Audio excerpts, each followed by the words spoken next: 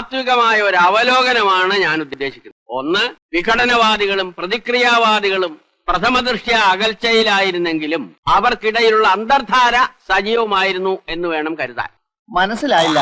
വർഗാധിപത്യവും colonialist ചിന്താ സരണികളും radical ആയിട്ടുള്ള ഒരു മാറ്റമല്ല. ഇപ്പൊ മനസ്സിലായോ? എന്തുകൊണ്ട് നമ്മൾ തോറ്റു എന്നുള്ളത് ലളിതമായിട്ടൊക്കെ പറഞ്ഞാൽ എന്താ? അങ്ങനെ ചോദിക്കുമ്പോൾ ഒറ്റവാക്കിൽ ജനത്തിന് മടുത്തു. അത്ര തന്നെ. ക്ഷേമ പെൻഷനുകൾ മുടങ്ങി റേഷൻ കിറ്റുകൾ നൽകിയെന്നുള്ളത് പ്രധാന പ്രചാരണമായുധമാക്കി രണ്ടാം ഊഴത്തിനായി ഇറങ്ങുകയും പിന്നീട് അധികാരത്തിലെത്തിയപ്പോൾ ഇതേ കിറ്റുകൾ മുടക്കിയതും പിണറായി സർക്കാർ തന്നെയാണ്. സപ്ലൈകോയിൽ ആവശ്യത്തിന് സാധനങ്ങളില്ല. സംസ്ഥാനം സാമ്പത്തിക പ്രതിസന്ധിയിലാണ്. ഇപ്പോഴത്തെ ജനങ്ങളോട് മുണ്ടുമുറുക്കി ജീവിക്കാൻ പറയും. അപ്പുറത്തെ സർക്കാരിന്റെ 1ാം വാർഷികവും 2ാം വാർഷികവും പൊടിപൊടിക്കും. മങ്ങിയ കാഴ്ചകൾ കണ്ടുമടുത്തു. കണ്ണടകൾ വേണം. അതും 10,000 വിലയുള്ള പ്രത്യേകതരം കണ്ണടകൾ. പിന്നെ പിക്നിക്കുകൾക്കായി നവകേരള സദസ്സും കോടി വിലയുള്ള വാഹനവും. ഇതിനിടയിൽ ആരെങ്കിലും കുറുകെ ചാടിയാൽ ജീവൻ രക്ഷാ ദൗത്യവുമായി ഡിവൈഎഫ്ഐക്കാരെത്തും. സർക്കാർ ആശുപത്രികളിൽ എത്തുന്നവർക്ക് സ്പെഷ്യൽ ചികിത്സ. കത്രിക വയറ്റിൽ വച്ച് തുന്നിക്കെട്ടുക, കൈക്ക് ചെയ്യേണ്ട ഓപ്പറേഷൻ നാവിന് ചെയ്യുക, എന്നിട്ട് കൈ മലർത്തുക.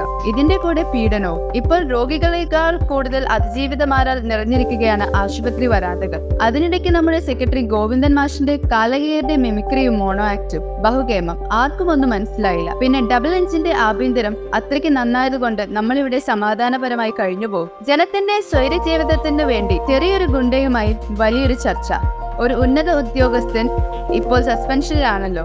ജനനന്മയ്ക്കാണല്ലോ എന്ന് വിചാരിക്കുമ്പോഴാണ് ഒരാശ്വാസം. ഇതെല്ലാം കണ്ടും കേട്ടും സർക്കാരിന്റെ കാര്യപ്രാപ്തി തിരിച്ചറിഞ്ഞിട്ടാണല്ലോ ചൂണ്ടുവിരലിൽ മഷിപുരട്ടി ജനം കുത്തിയത്. ആ കുത്തലിലെങ്കിലും തിരുത്താൻ നിന്നില്ലെങ്കിൽ ചിഹ്നം മാത്രമല്ല, അതിനപ്പുറവും നഷ്ടമാകും. ജനങ്ങൾ ഒന്നും മറന്നിട്ടില്ല. കേരളത്തിനായി ജീവിക്കുകയും ജനങ്ങളെ ചേർത്ത് പിടിക്കുകയും ചെയ്ത മഹാരഥന്മാരായ EMS-ഉം നായനാരും അച്യുതാനന്ദനും നയിച്ച കമ്മ്യൂണിസ്റ്റ് സർക്കാരുകളെ ജനം എങ്ങനെ മറക്കാനാണ്? സംസ്ഥാനം പ്രയാസത്തിലായപ്പോൾ മന്ത്രിസഭാംഗങ്ങളോട് ശമ്പളം കുറയ്ക്കണമെന്ന് പറഞ്ഞ സഖാവ് EMS, നാട്ടിലെ എല്ലാവരോടും സ്നേഹത്തോടെ പെരുമാറിയ സഖാവ് നായനാർ, അഴിമതിക്കാരെയും സാമൂഹിക വിരുദ്ധ ശക്തികളെയും കണ്ടമഴി ഓടിച്ച സഖാവ് VS. അത്തരം കമ്മ്യൂണിസ്റ്റുകളെയാണ് കേരള ജനതയ്ക്കിഷ്ടം. സാധാരണക്കാരിൽ നിന്നകന്ന് ഇന്നോവ കാറുകളുടെ ശീതീകരണത്തിലിരുന്ന് പൊതുജന ബന്ധമില്ലാതെ ഓടുന്ന നേതാക്കളെ ജനം കൈയൊഴിഞ്ഞു തുടങ്ങിയിരിക്കുന്നു. ഈ തിരഞ്ഞെടുപ്പ് ഒരു മുന്നറിയിപ്പാണ്. കമ്മ്യൂണിസ്റ്റ് പാർട്ടി ജനങ്ങളുടെ പ്രസ്ഥാനമാണ്.